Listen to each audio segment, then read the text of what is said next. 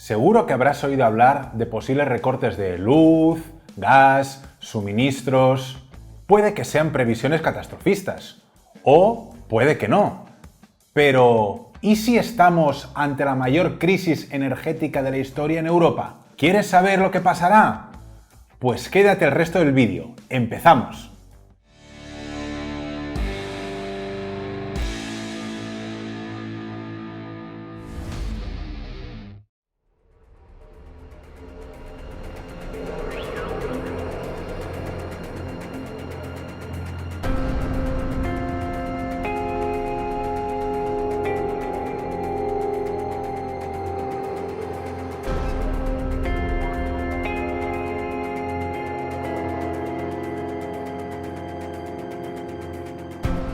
Es un hecho que el precio de la energía no para de subir en Europa. Y lo que es más grave, como te decía antes, podemos entrar en un periodo de restricciones y regulación del suministro. ¿Cómo hemos llegado a esta situación? Empecemos por el principio.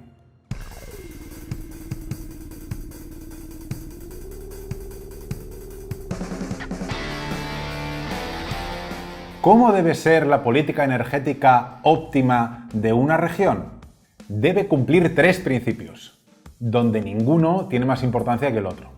El primero es que debe generarse un precio competitivo. La energía que se consume debe tener un precio competitivo que haga que el usuario final no la despilfarre, pero a su vez no suponga un coste inasumible. El segundo es que debe respetar el medio ambiente. La energía, tanto cuando se genera como cuando se consume, debemos intentar que sea lo más respetuosa posible con el medio ambiente. Y el tercer punto es que debemos tener asegurado el suministro. Obvio, ¿no? ¿Os imagináis un mundo donde le demos al interruptor y no se encienda la luz? ¡Dios mío! Este punto, históricamente, lo hemos dado por asumido. Y es uno de los mayores errores que hemos cometido. En la Unión Europea solo nos hemos preocupado de cumplir el segundo punto, sin darnos cuenta, como veremos después, que o se cumplen los tres simultáneamente o no se cumple ninguno. Pero analicemos punto por punto en Europa, empezando precisamente por el respeto al medio ambiente. 1. Respeto al medio ambiente. Las emisiones de CO2 no paran de subir en la Unión Europea. En el último año, solo 2 países redujeron sus emisiones de CO2. Esta situación es previa a la invasión de Ucrania y con la misma se está agravando, ya que en Europa, principalmente liderada por Alemania, está sustituyendo las importaciones de gas ruso por la quema de carbón. Punto 2. Precios competitivos. Ya sabemos que los precios de la electricidad y carburantes están disparados en toda Europa. Y además, en Alemania, el supuesto referente representa la incompetencia a la hora de cumplir con las premisas de los precios competitivos. Aunque también podemos decir que el resto de Europa anda por el mismo camino. Punto 3. Seguridad de suministro. Los 3 principios que debe cumplir la energía son importantes y deben darse simultáneamente. Si uno no se cumple, provocará que no se cumplan los otros 2. Esto es, en nuestra opinión, lo que ha pasado. Europa ha menospreciado este principio y ahora estamos viendo las consecuencias. Y ojo, que esto no viene provocado por el conflicto de Ucrania, aunque es cierto que ha sido la gota que ha colmado el vaso. Empecemos por analizar el mix energético de la Unión Europea, es decir, cuáles son las fuentes de energía que usamos para generar electricidad. En el año 2020, a pesar de habernos focalizado en que la energía en Europa debía ser 100% renovable, solamente el 17% de la energía usada proviene de esas fuentes. Entre el petróleo y el gas suman aproximadamente un 60% de la energía. Pero, ¿disponemos en Europa de esas materias primas? Con respecto al petróleo, vemos en este gráfico cómo no estamos ni siquiera dentro del top 10. Destaca la posición de liderazgo de Estados Unidos. Lo mismo pasa con el gas. Vemos cómo Estados Unidos y Rusia copan los primeros puestos. Por lo tanto, constatamos que, a pesar de que más de la mitad de la energía de la Unión Europea depende de estas fuentes y de que no disponemos de esas materias primas, teniendo que depender de países tan confiables como son Rusia o Argelia. Alguien podría pensar que hemos ido reduciendo la dependencia de esas fuentes en los últimos años, pero nada más lejos de la realidad. Fijémonos en esa gráfica de Eurostat que, a pesar de los millones invertidos en parques renovables, huertos solares, instalaciones eólicas, etc., la Unión Europea de 2000 a 2020 no solo no ha dependido menos del gas y el petróleo, sino que ha aumentado su dependencia. Sobre todo destaca la mayor dependencia del gas natural, con un 17,9%. Aquí sí ha tenido un impacto el conflicto de Ucrania. Ante una situación de necesidad del gas, gran parte de Europa dependía de los gaseoductos rusos, ya que la otra opción supone el transporte marítimo con su previa licuefacción. Esto es lo que llamamos GNL o gas natural licuado. Esta forma de obtener gas es mucho más cara y además nos pone a competir con potencias como China, Japón, Corea del Sur, que incrementan el encarecimiento de las materias primas. Esta situación es conocida de sobras por Rusia y la está usando como arma negociadora, eso está claro, atemorizando a Europa con paralizar el suministro por completo, sobre todo a través del oleoducto Nord Stream 2. Lógicamente, en plenas negociaciones geopolíticas, Rusia alega motivos para paralizar el suministro técnicos, tales como piezas de recambio, etc. Pero sabemos que son simplemente estrategias de presión. ¿Entendéis ahora por qué hemos vuelto a apostar por el carbón? Pero no todos los males energéticos provienen del petróleo y del gas. Si recordamos el mix energético europeo, la cuarta fuente era la energía nuclear.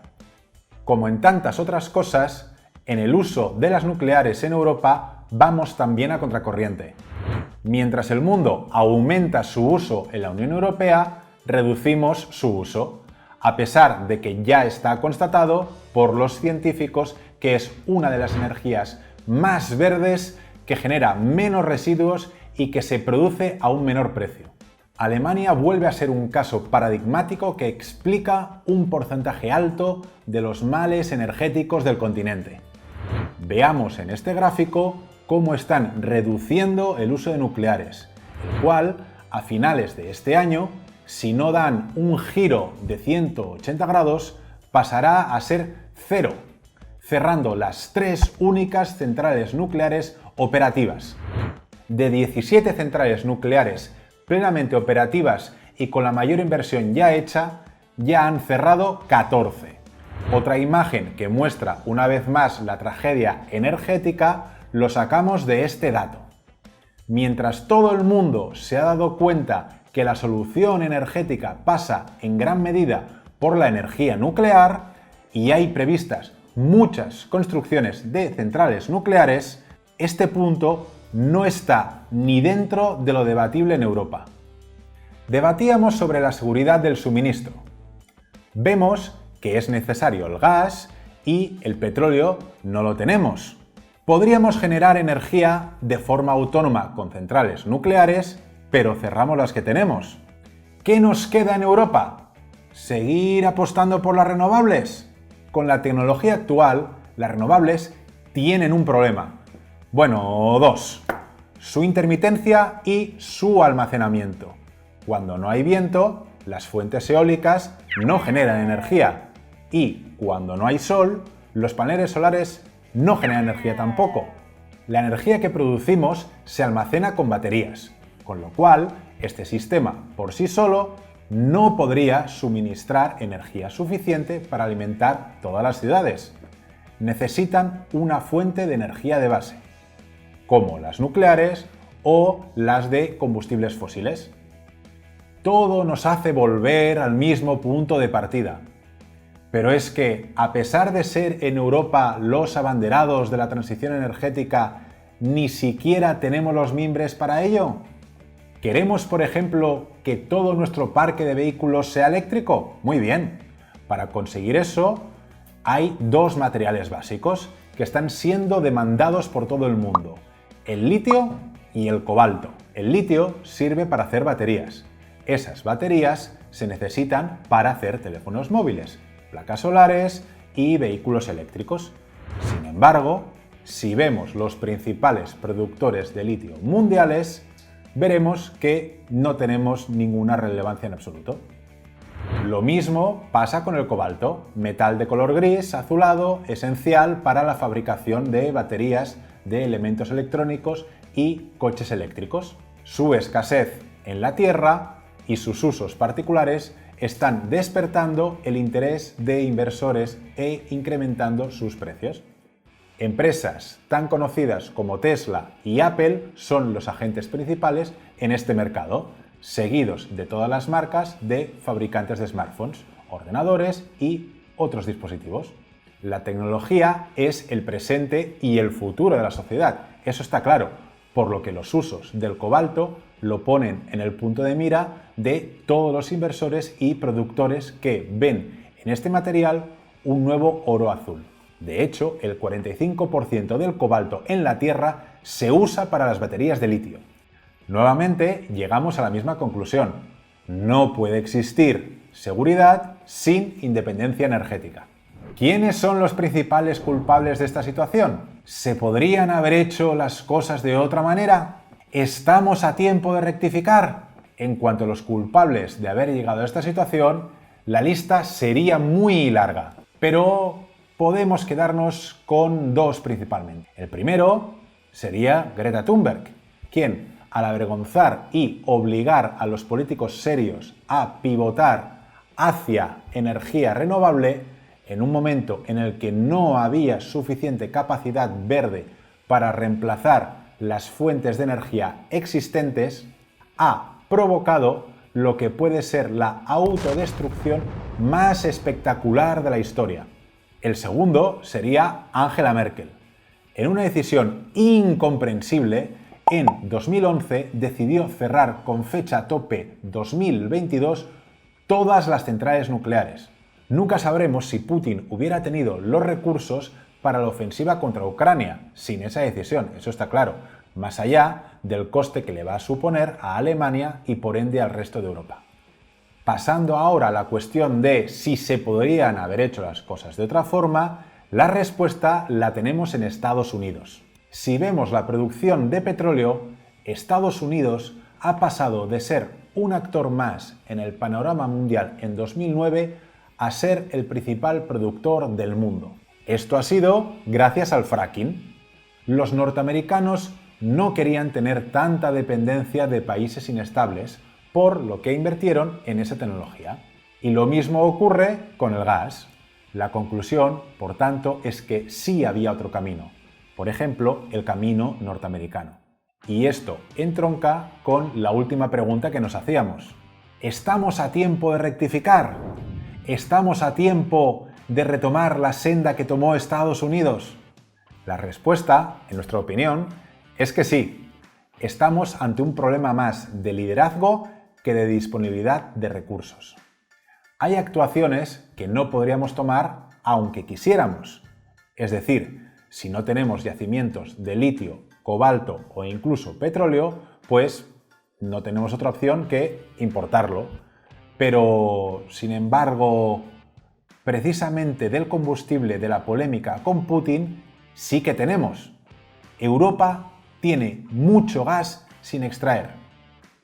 Según la Agencia Federal Estadounidense Energy Information Administration, EIA, las previsiones de reservas de gas de esquisto o pizarra en Europa se sitúan por este orden en Polonia, Francia, Ucrania, Rumanía, Holanda y Reino Unido.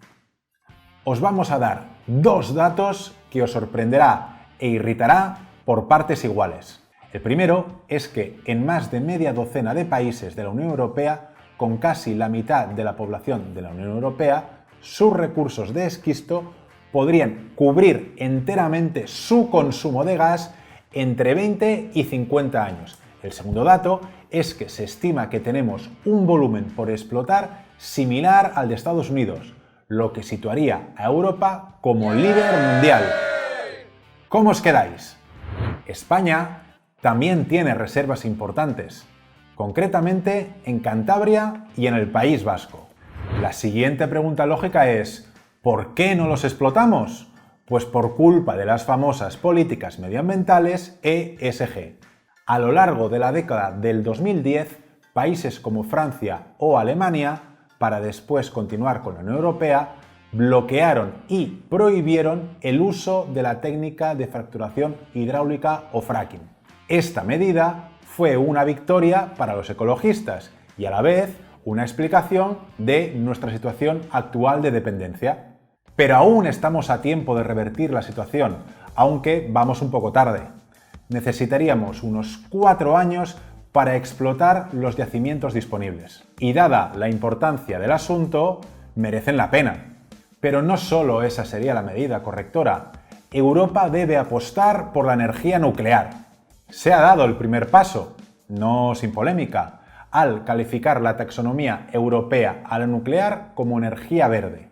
Tras ese primer paso, creemos que Europa debería frenar los cierres previstos en Alemania y España de forma inmediata, para continuar con una apuesta por la construcción de nuevas centrales nucleares, como está haciendo el resto del mundo.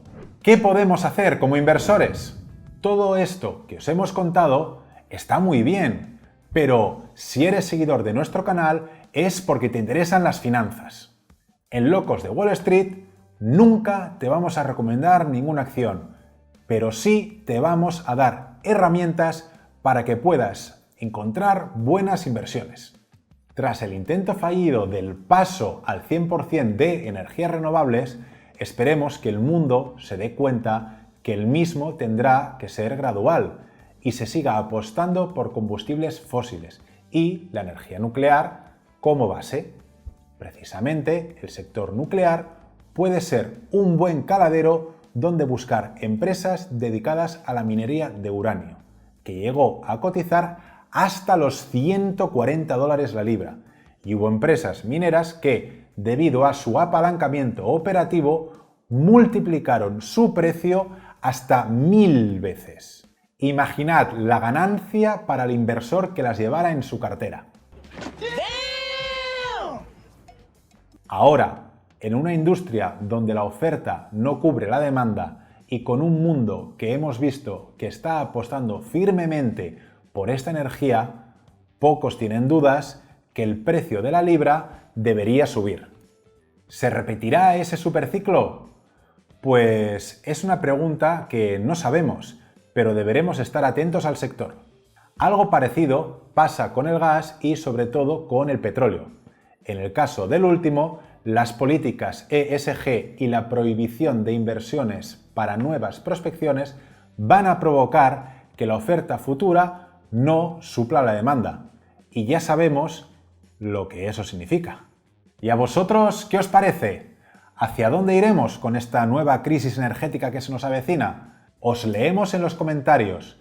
Y si no queréis perderos las actualizaciones de nuestros próximos vídeos, por favor suscribiros al canal de YouTube y también os podéis registrar a nuestra página web locosdewallstreet.com, donde podréis estar atentos a nuestros próximos cursos.